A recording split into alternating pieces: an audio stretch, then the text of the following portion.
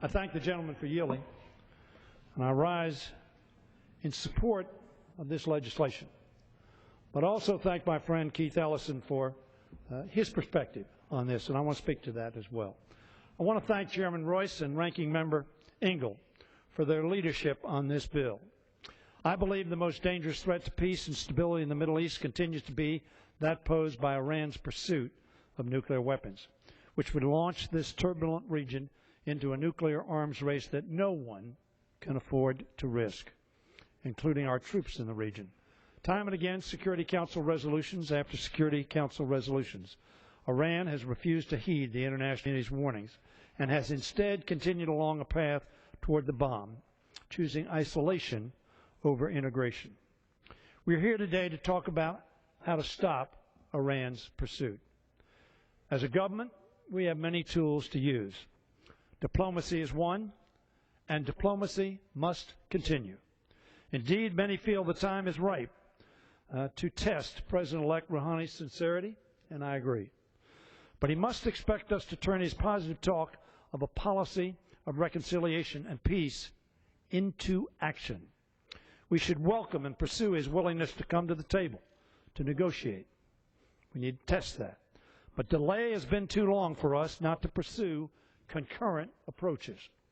That tool of economic pressure, which is working, should also be pursued additionally. That is why I support this resolution. Hopefully negotiations will prove successful, and such pressure can be, may I have a minute and a half? The gentleman from Maryland is recognized for an additional minute. I thank the gentleman for yielding. I thank him for his thoughtfulness. Hopefully negotiations will prove successful, and such pressure can be either moderated or removed. President-elect Rouhani campaigned on a promise to ease the burden of sanctions on the Iranian people, and he won. We would welcome a second victory for him and the United Nations in seeing that objective of denuclearization realized. I support today's bill because I believe a robust sanctions regime could help encourage Iran to abandon its pursuit of the bomb and end its support for terrorist groups and human rights abuses. President-elect Rouhani is uniquely positioned, I believe, to show leadership on this and achieve an early success in his new administration. However, our skepticism about the Iranian leadership's action in the past has been more than justified. But we must, nevertheless, continue to work for resolution of this challenging issue.